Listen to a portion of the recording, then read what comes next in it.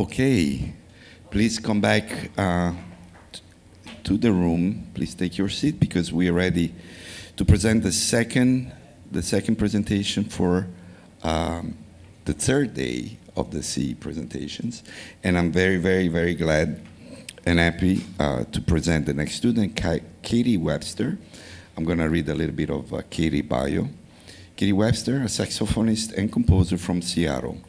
Katie holds a BM from Berklee College of Music, and she recently performed. Recent performance include the Bern International Jazz Festival, Monterey Jazz Festival, and the Lionel Hampton Jazz Festival.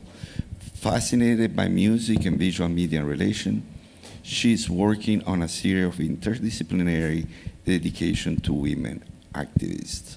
We also had the pleasure to travel together to Basel in October, where she did a week residency at the Focus Year.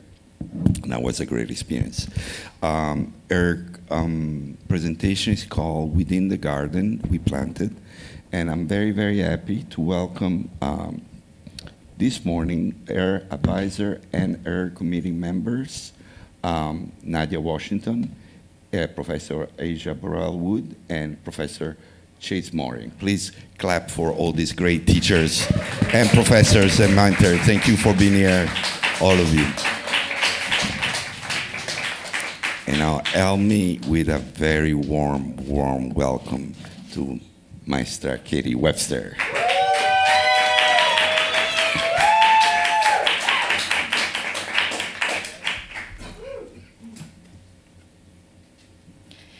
Hello, and thank you for being here today.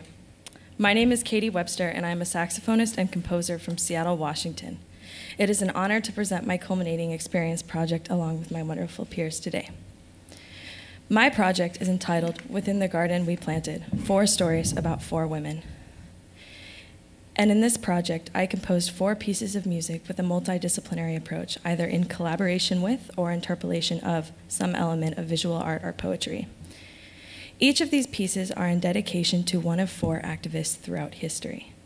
All of these women I will talk about today are people who courageously resisted oppressive societal forces. I wanted to learn about the stories of these women and share the history about their legacies through music. I wrote a piece of music inspired by each one of them, and I want to honor them in the best way that I can. My first piece is in dedication to Elizabeth Mumbet Freeman. Less than 1 year after the adoption of the Massachusetts State Constitution in 1780, an enslaved woman challenged the document's proposed principle, declaring that all men are born free and equal. Motivated by the prospect of liberation, Elizabeth Freeman, born as Bet, became the first African-American woman to file a lawsuit for freedom and win in the state of Massachusetts. This case, known as Braun and Bet v. Ashley in 1781, marked the beginning of a group of freedom suits that would ultimately lead the Massachusetts Supreme Judicial Court to outlaw slavery in the state. Following her emancipation, Elizabeth took the name Elizabeth Freeman. She continued to be an outspoken advocate for abolition and civil rights. Her courage and determination led herself and many others to freedom. This is Portuguese artist Joana Vasconcelos' sculpture entitled Valkyrie Mumbet, and it was created in Elizabeth Freeman's honor, designed for the Mass Art Museum. This is actually where my project began in October, when I was commissioned, along with several of my peers, by the MAM, in conjunction with the Institute of Jazz and Gender Justice, to write a composition by inspired by Elizabeth Mumbet Freeman's story, written in collaboration with Vasconcelos' work. This was my first time composing with another artistic medium as a part of my process. In my composition, 1 Minute's Freedom, I worked with layers of counterpoint between alto saxophone, trumpet, piano, and bass, representing the textiles, metals, furs, and other materials in Joanna's piece. The tense, growing development in the bass line represents Freeman's persistence and determination. The whimsical, eccentric melody represents Freeman's passion and radical imagination. Finally, tensions release, and collective improvisation emerges, representing the pursuance of freedom and justice. Let's have a listen.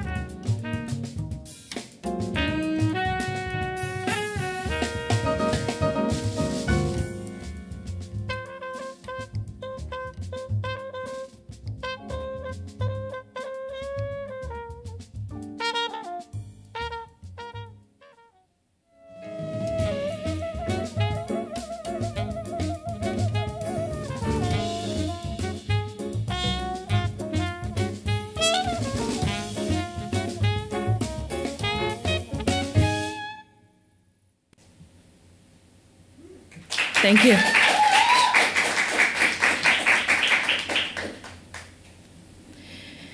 Imagine, it's 1972 and you are in Chicago. Abortion is legal in most places, and the septic abortion ward of the hospital is full every single day. At this time, you might have stumbled across a small flyer posted on a street corner with a short sentence and a phone number. Pregnant? Call Jane. Jane, however, was not who she seemed to be. The Jane Collective, also known as the Abortion Counseling Service of the Women's Liberation, was an underground abortion service operating in Chicago during the late 1960s and early 1970s. It was founded by a group of women who were concerned about the lack of safe and accessible abortion options for people with uteruses at the time when the procedure was illegal in the United States. The collective consisted of activists, volunteers, and medical professionals who were committed to providing safe and compassionate abortion care to those in need. They operated discreetly, organizing a network of safe houses where safe abortions could be performed, as well as counseling and emotional support. The Jane Collective filled a critical gap in reproductive health care during a time when safe and legal options were scarce, as well as helped shape the ongoing fight for reproductive justice in the United States. Especially in the wake of the recently overturned Roe v. Wade, my composition, Hattle Zone, pays tribute to the Jane Collective. This is a series of works entitled Blau by Swiss painter Miriam Kahn from her exhibition I as Human, which I had the privilege of seeing in person at the Kunstmuseum in Bern, Switzerland in 2019 when traveling with the Institute of Jazz and Gender Justice. I stood in front of these floor-to-ceiling canvases, and I perceived phantom-like figures slowly sinking into deep, dark blues. But in particular, this is the image that I felt a deep connection to the story of the Jane Collective. Two figures, unsupported by their surroundings, fall into darkness, deep below the surface. When seeing Miriam's painting, I immediately thought of the words, Hattle Zone. I was thinking specifically about the Mariana Trench, the deepest, darkest pits of the ocean. 11,000 meters beneath the surface, life forms are forced to adapt to withstand the enormous pressure submerging them. And to me, this is the image that comes to mind when I think of a society without reproductive justice, without personal autonomy, and without safety and health care. In my composition, Hattle Zone, for Jane, near stagnant vamps represent the deep, dark corners of the ocean, while angular and odd melodic phrases represent small flitting organisms at the darkest depths, secretly adapting to support entire ecosystems at the surface. To me, these creatures not only represent the Jane Collective, but they also represent a long-time struggle for personal autonomy. This is Hattle Zone for Jane.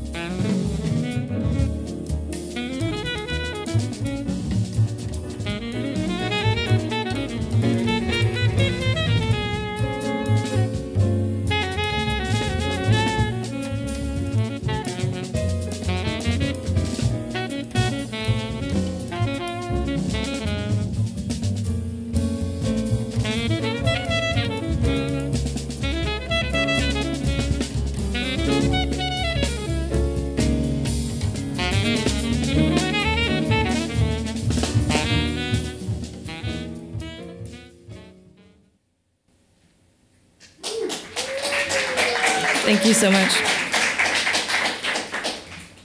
My third piece is in dedication to Wangari Maathai. Born in Nyeri, Kenya, Maathai was an environmental and political activist who founded the Green Belt movement. She worked to promote environmental conservation, community development, and women's rights, recognizing their interdependence. She organized thousands of women, and together, over decades, they planted an estimated amount of 50 million trees. Maathai was also an advocate for democracy and human rights in Kenya. Campaigning against land grabbing, corruption, and oppressive regimes, she often faced criticism and persecution from the government. Despite this, she continued to organize. Wangari Maathai left behind a remarkable legacy, reminding the world of the interconnectedness between environmental sustainability, human rights, and peace. This beautiful piece of work is an illustration by Aurelia Fronti from a children's book written in her honor, entitled Wangari Maathai, the Woman Who Planted Millions of Trees, by Frank Privot. Keeping the vibrant image of Aurelia's work in mind, I wanted this piece to feel like a storybook in both melody and structure. This is entitled Within the Garden We Planted.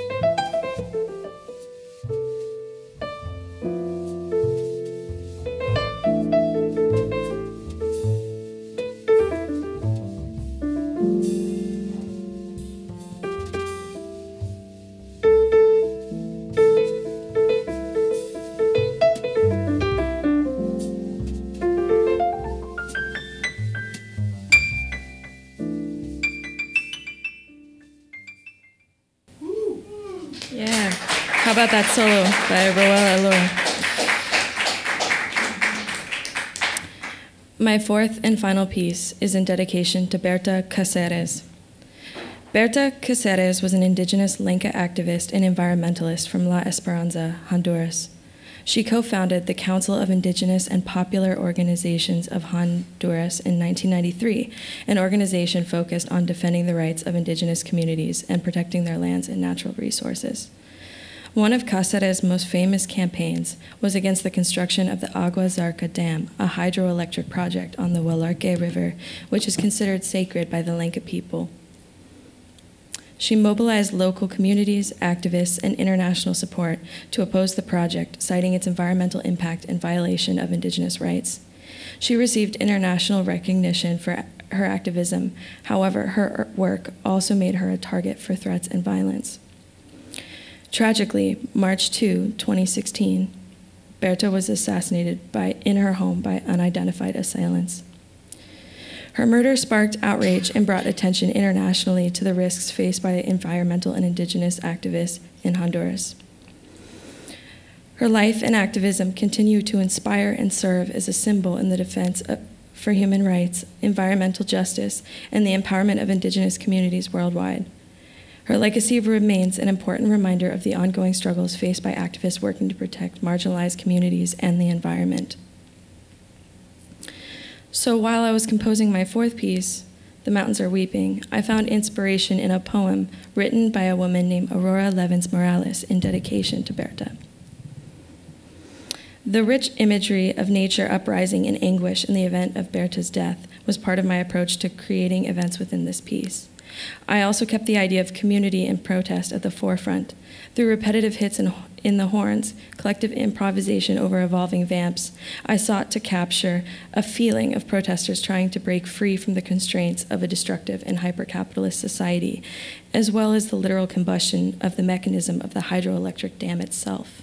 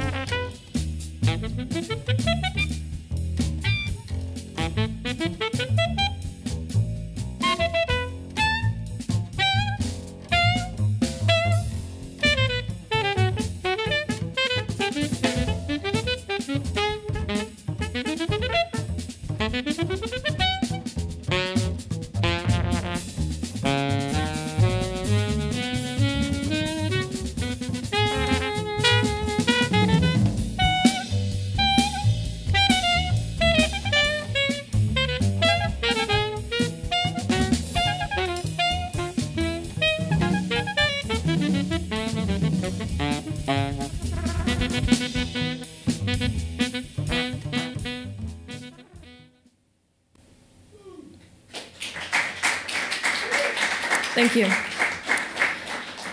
In conclusion, my project has inspired me to realize my power as an artist, to carry a message with my music, and I feel a responsibility and obligation to weave themes of feminism and resistance into my music, while showing gratitude to those who came before me. Going forward, I want to show others, and myself, that we too can resist the limitations of our society and enact social change. I do believe if we can learn and share the stories of the people who came before us and the legacies they left behind, we can carry a piece of them within ourselves and help make tomorrow a better day. I will also continue to work with mixed media in the hopes that I can encourage feminist collaboration across many different denominations and platforms. I believe interdisciplinary art has the potential to be an incredibly strong vehicle for fostering community by engaging with multiple dimensions of human experience and bringing artists together of different mediums and allowing them to thrive as one. In the future, I would like to help organize a meeting space where musicians, visual artists, writers, and activists can come together to collaborate as a collective and support each other to enact social change. Thank you very much for listening to me today.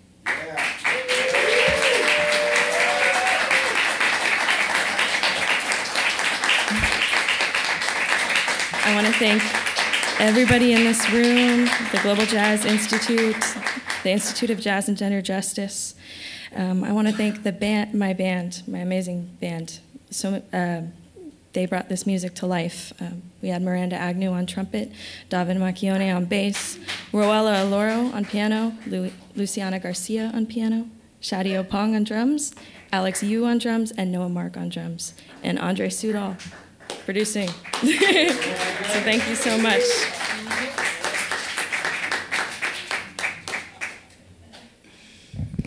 Wow, congratulations.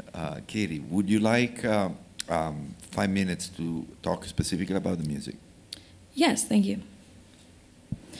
Yeah, so in this next portion of my presentation, I'm going to speak a little bit about the compositional process.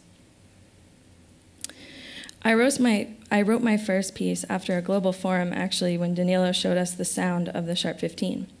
And within this, I heard a new dimension harmonically within the music. This sound immediately felt like the perfect one to explore for this composition, because I felt the feeling was very similar to when I first experienced Joanna Vasconcelos' Valkyrie Mambet in person, towering up above me. So in this piece, I'm implying E-flat minor in the bass line, but I'm playing an E-flat dominant in the melody with a major third ringing out on top. This is what he called the sharp 15 in relation to the relative major. When I wrote this melody against the bass line, which is phrased in 3 underneath the main theme in 4, I felt this to represent Freeman's determination. In the second movement of this piece, the bass line is now phrased in 4 and derived from the original main melodic theme. The release of tension between the drums, bass, and melody is meant to represent and celebrate the pursuance of freedom and justice. Throughout this piece, and most of these pieces I was working with this year, I'm writing specific moments of improvisation into the melody. This year we talked a lot about comprovisation, and so I was experimenting with improvisation and composition living as one within the music. In Haddle Zone, I was primarily exploring some of the rhythmic and intervallic language I would typically improvise with in an entirely improvised setting. I was trying to take these motifs and develop them over a form. And in this process, I found these odd phrases with rhythmic precision, dissonance, and exposed major sevenths and tritones.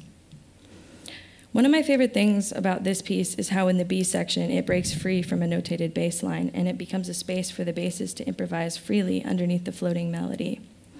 To me, this brings a sense of uncertainty within the music, but also agency. It's meant to feel like an improvised solo at first, and then it takes the role of a through-composed bass line. Within The Garden We Planted is a simple melody I wrote sitting at the piano and singing. I wanted to leave the melody as bare as possible, but in this piece, I was thinking of the imagery of the trees, rivers, and small plants, so I wanted to have raindrop-like textures in the piano underneath the melody. That was also a suggestion that Danilo made this year, and I wanted to nurture the melody as it grew. The mountains are weeping. When composing this piece, I gave musicians imagery from Aurora Levin's Morales poem, Berta Presente, as a reference for improvisation. The trumpet solo is an event meant to symbolize the fourth stanza of Morales' poem. The winds are howling the names of those who have fallen. In this section, trumpet, bass, and drums improvise a gradient from quarter note triplets to half note triplets. I wanted this end section feeling the big 3 because it created this sensation of a strong wind pushing you back, making it hard to walk forward. I wrote these angular unison lines between alto and trumpet, representing unity and organization. One important characteristic of this piece is that I've provided specific material as a vehicle for collective improvisation. The main soloist, which in this version you heard, is me. But it could be anybody, and that's part of all of this music. I want it to be able to be different every time. but I'm trying to leave holes where the original material fits and allows interjections between alto and trumpet. This allows improvisers to punctuate each other's phrases. And as the section evolves, there is a feeling of restlessness and combustion. This represented to me continuous protest, but also the imagery of the hydroelectric dam itself combusting. Thank you for listening to my music today. Brava, Katie. Wonderful. If we can have a little bit of light, thank you. So we start now the comment and question portion of your presentation, and I'm going to give, let me see, okay, we're going to start with your committee member, Professor Asia Brown. I think there's right there. Hello. My comment is I am so overwhelmed with the thoughtfulness and the intention behind every detail and in your composition and also in the history that inspired you. You know, of course, I've worked with you and known you as a student from your first semester here at Berklee as an undergrad. And what is very clear to me is how well you have internalized, metabolized, if you will, the fullness of your education. From undergrad to your graduate studies, your growth is so utterly clear. I think also, too, it's clear that the development of your artistry and your musicianship, the way that you have yourself gone from learning about change agents to becoming one, and also that you are setting into a new season from today on also as an intellectual. Thank you so much. And I want you to really understand that. I really appreciate you acknowledging the shoulders that you stand upon from those, the work that comes before you.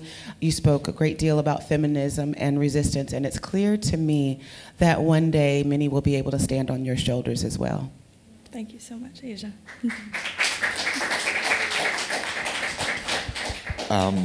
Professor Nadia Washington. First of all, I'd like to say congratulations. Congratulations. This is absolutely breathtaking. And what I've always admired about you and your process of creativity is that you were always very much so sober-minded and present and careful with how you found a way to matriculate what these women stood for, as well as your way of interpolating the arts, the art pieces that you chose. I loved that about you, and I didn't want to get in the way of it.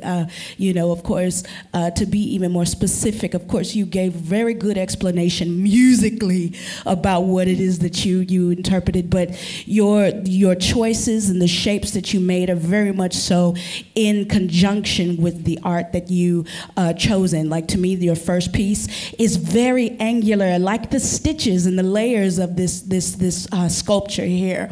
The blues very much so connected to honoring the Miss Elizabeth, the person that you honor, and I just think it is so spot on and eloquent.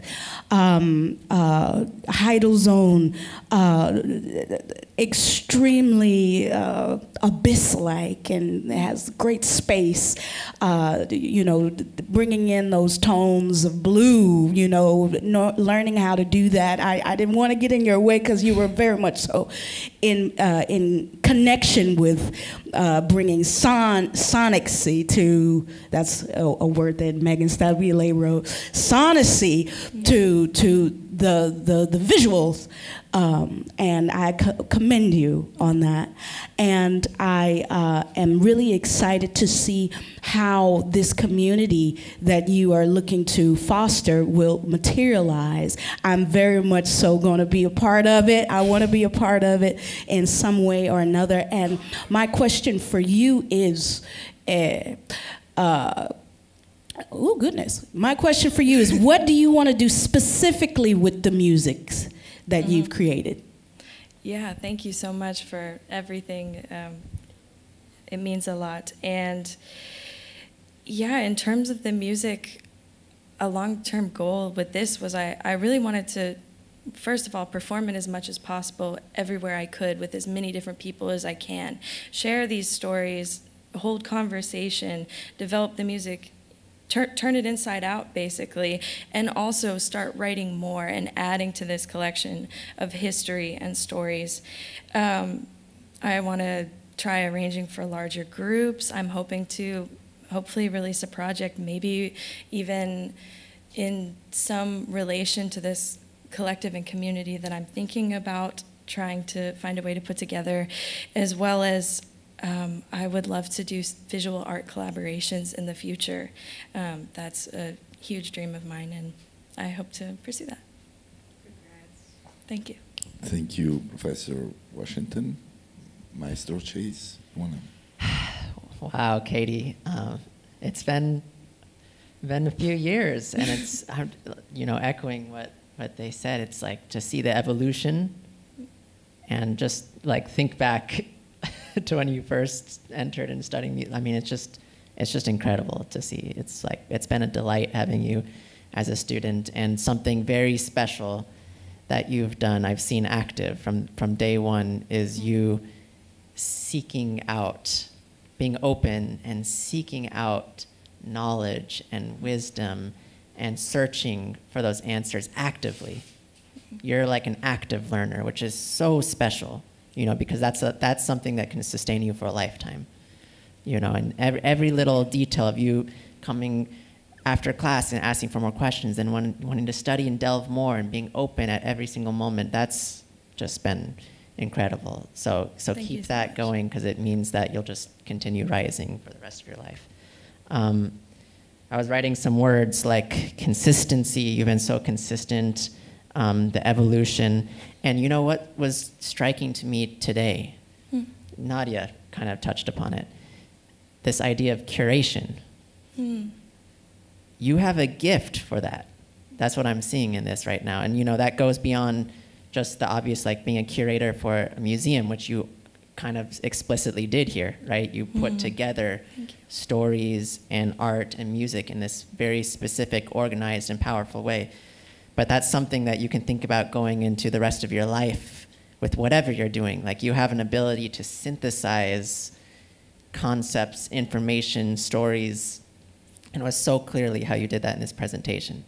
So keep that alive with your composition, with your process, with everything you do in the future, because that's something, I can imagine you getting more involved with museum work too while you're developing your craft, like getting involved with the nitty-gritty of how that kind of stuff works inside of public spaces that do art, and finding new and creative ways of giving voice to the things you care about, because that's ultimately the message you have. You were teaching me, like I told you last time we met, I'm learning about incredible things from you, and you're offering so much to the world. So thank you so much.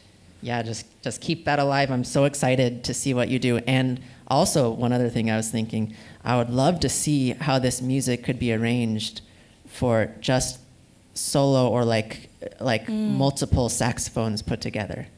Because you have such a beautiful voice on the saxophone. I've seen it evolve so much. And I think it would be amazing to explore that also within like a museum space. Like, I could imagine some like innovative galleries with recorded and live music with saxophone put together, and just going crazy, being creative with that kind of stuff. I could imagine you doing amazing stuff. So anyways, I have a bunch of ideas. Thank you so much. More yeah, and stay in touch. I'm definitely. so excited to see how all of this goes forward in the future. So thank congratulations. you so much. Thank you, Chase. Thank you. Very good. Professor Ligia Ruby. Katie, I just want to say congratulations. This was extremely powerful. I want to thank you for making this. And I just want you to know that we all support you. I feel very comfortable to say it on behalf of everybody in this room. Thank you so much, Lihi. Thank you, Lihi. Wow, Katie, where do I start? This is, congratulations, was such a beautiful presentation, and I love that. Actually, let me say, I thank you for, first of all, thank you for showing the power of interdisciplinary art in such a convincing way. You know, I'm blown away by the artwork you selected, and I'm blown away by the people that you are celebrating, you know, with such a powerful story behind. I think you really paid homage to their life and bring people that personally I wasn't aware of. So thank you also for giving them the space through your beautiful music and this concept of interdisciplinary art that you completely mastered with this, to me, with this project. And I agree. I think that I would also love you to see doing museum tours with this concept and doing presentation and concert in museums. And I think there's space for that, and you have such a strong voice. You found such a personal approach to it. I love the narrative that you presented. So it's something that, to me, you find a very personal and special way to basically, it's such an original narrative about women's rights and feminism, and I love the way the energy and the quiet fire you have in you, and you always have. Okay. Thank you so much. You've been an incredible student since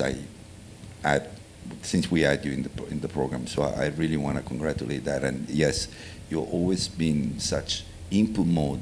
You always put your ego like in such a check box. You know, it's like, and you never let that anything kind of stop your growth, and that's beautiful. I saw you in situation on the spot where, you know, Danilo was making you do creative thing, and you were like, yeah, here I go. You know, so I love that spirit of you. You know, it's something that.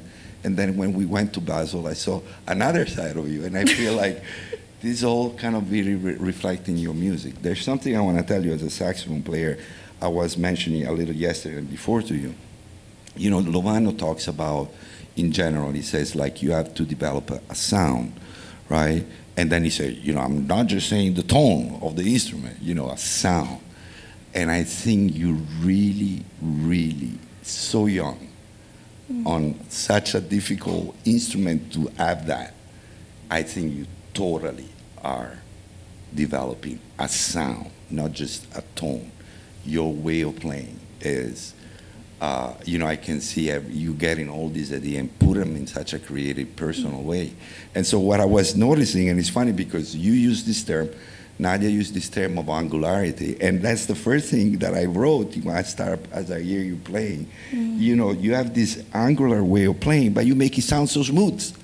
How do you do that? You know, I mean, it's so interesting to me to hear this, how you make all of this jump and interval sound like, you know, a beautiful melody. Okay. Thank you so much. I think that, you know, that song you wrote, Within the Garden We Planted, it's so beautiful. It hurts to me. It was like, oh my gosh. And I loved, you know, also the recording of it. I think the only thing that I feel may need improvement in your mixing is I don't feel like the mixing capture the full beauty of your saxophone sound. Okay, yeah. Except maybe for that song. In that song, I could really hear it. But in most of the other one, it sounds. I mean, your sound is so much, you know. There's so much more harmonics, and it's so much rounder than what is there. And I think it could be fixed. Okay, I hope it could be fixed. Yeah. You know. Thank you. That's I agree. that's the only thing that I want to say. So, my question to you, I'm very curious. How did you? I mean, how was the selection that brought you to select these 4 women that you decide to, can you talk a little bit about that? Yeah, absolutely. Well, with Elizabeth Mumbet Freeman, that came from the museum commission that I received from JGJ, and that was a whole, experience. And I really. Did you know her before? No, I didn't. Okay, so you just. And that was part of what went into choosing people. I wanted these to be people that I could learn about and form a relationship with through music and art. And I also really wanted to look at people who had made contributions in different aspects of activism. Well, it is like environmentalism, reproductive rights, etc. And those 4 people were people that I was not familiar with, and I really wanted to be. Yeah. Fantastic. Congratulations, Katie. Beautiful. Thank you so much. Very beautiful.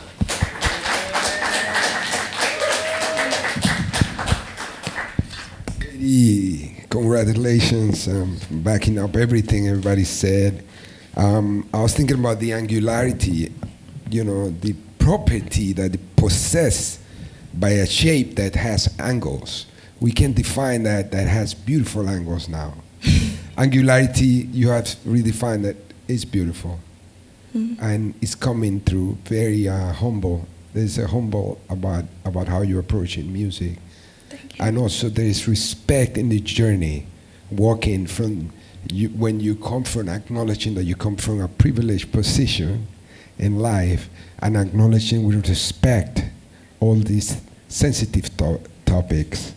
Understanding the global issues are more important than ever, and bringing to the attention of many of us, many people that we may have not heard of. I appreciate that. Thank you. Very important, very valuable, which also talks about your wisdom, the quest for wisdom that you have.